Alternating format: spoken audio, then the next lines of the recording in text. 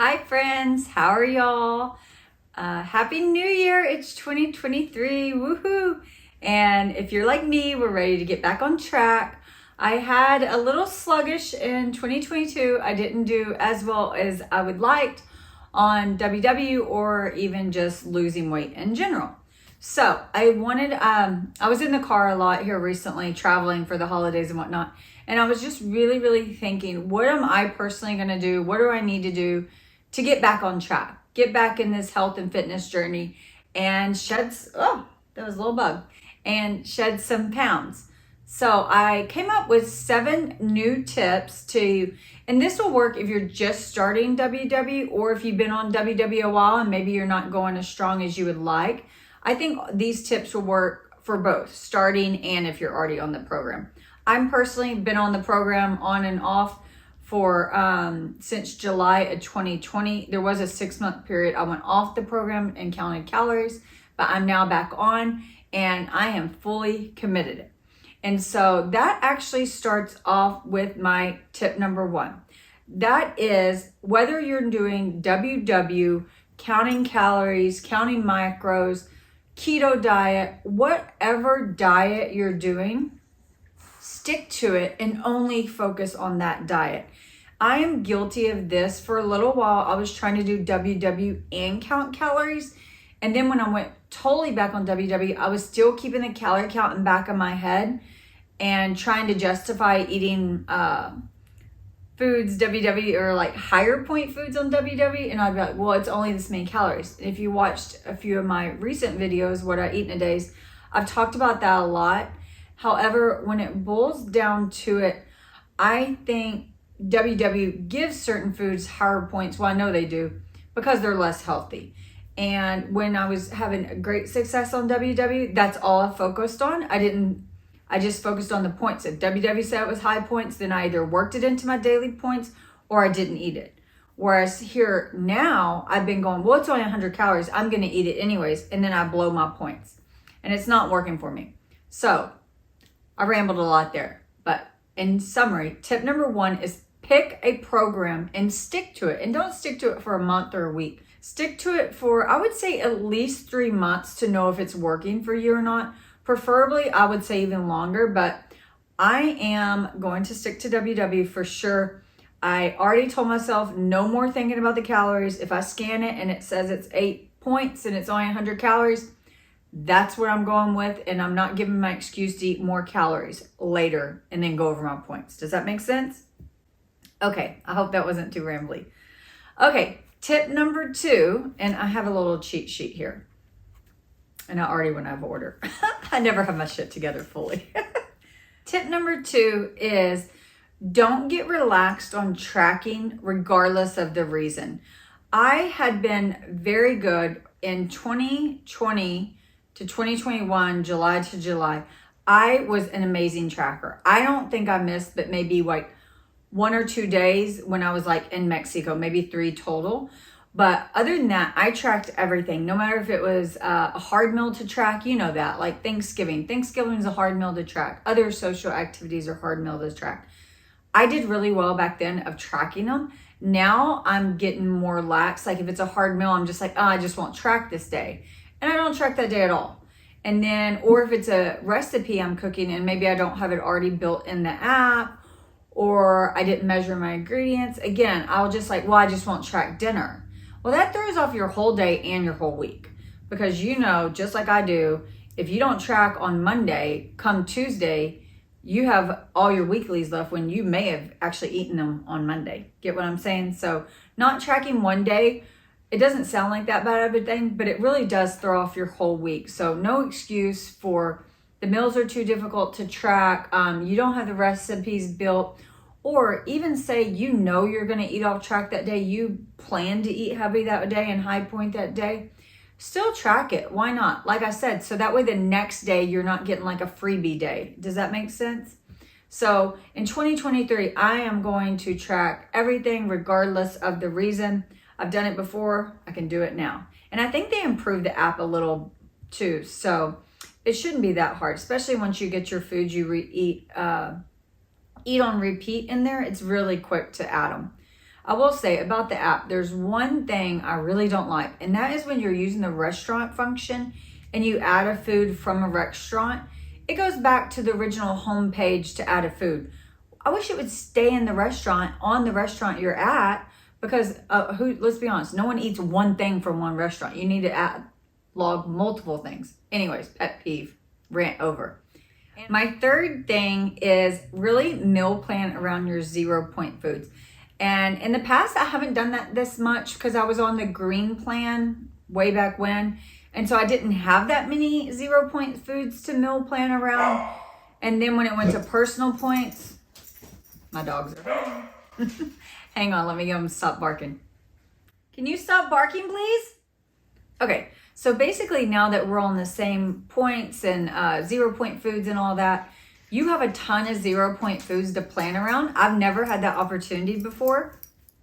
So I'm really excited now to really plan around my 0-point foods.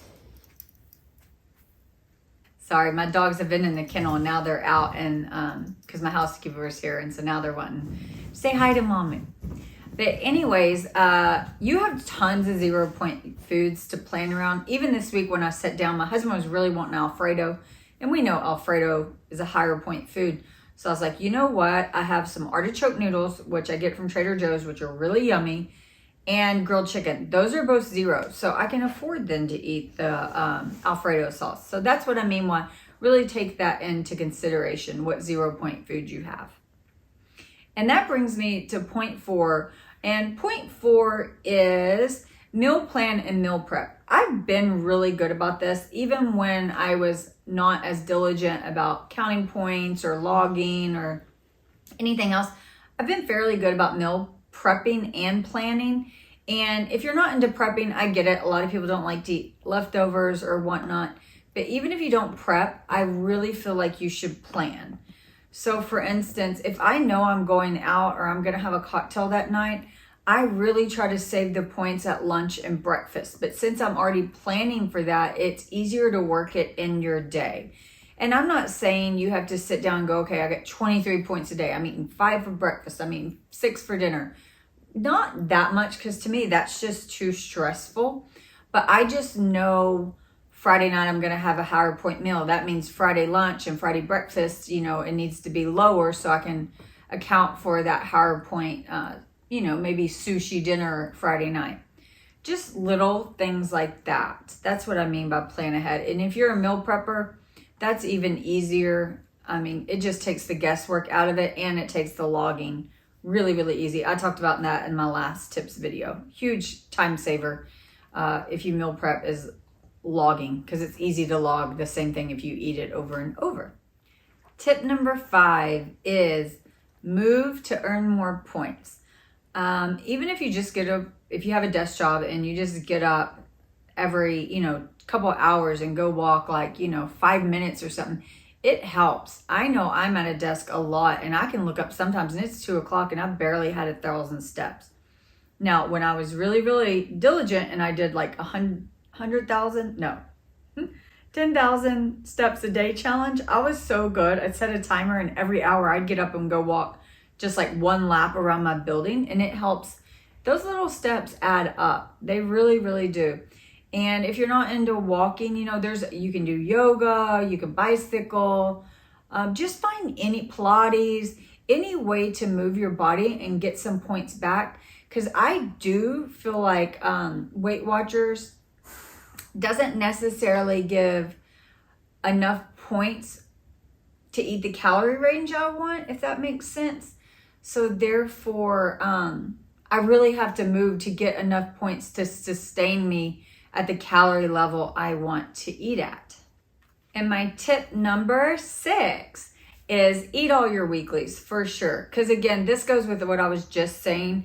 I feel like if you only eat your dailies, you're gonna be at a super high calorie deficit. And your bodies just don't like that. They don't like to be at that much of a deficit. So you have to really eat those weeklies. And if you get activity or fit points, I'm not sure what they're going to be called right now, but eat those too. If you get a point, eat it, please. That's the only way I personally believe WW works and keeps you motivated Because if you only eat the dailies, you're going to be starving. And it's just, unless you can just eat chicken and eggs continuously or whatever, you know, all your 0 point foods, to me, you really need to eat all the points you were given. And the dietitian, the nutritionist, that's how they designed the program. And so that's what we should be doing. And that brings me to another point. It's not a tip, but it's something I'm personally doing, and I've talked about it on my channel quite a bit, is I am going to be trying to gain muscle this year.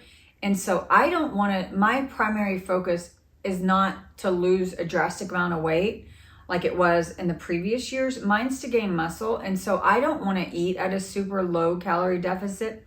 So I'm actually going to adjust my daily points. I'm going to go in, and I actually already did it. I changed my settings to maintenance, and that gave me 29 points a day, and I actually upped it to 30. So I'm going to have 30 points a day, and that is including my weeklies. So I just did that because I knew I didn't want to be at a huge calorie deficit. And the last tip number 7, is really use the app. Go into the app. There's a lot of helpful information in there. I really like some of the recipes. The recipes are awesome. And the good thing about using those recipes is it's quick to add. The social aspect, that can be motivating to some, and it's really easy. And then you don't have to worry about someone giving macros or calories. You know, you're in the WW app, so you know everything's going to be points and whatnot. I've even reached out to the, what are they called? The team members. I had a question about how you weigh frozen foods and stuff like that, or like pasta, if it's wet or dry. I don't know. At the beginning of my journey, I would chat with them quite a bit, and it was really, really helpful. But those are my 7 tips. And if you want more basic tips, especially for like beginning WW, I did a video about beginning tips a while ago, and I found it very helpful. And then I did a maintaining tips video too. So I'll put both of those in the description so you can check those out. But so far, I'm hoping these tips help me get back on track in 2023, and I hope they do too, you as well. Bye.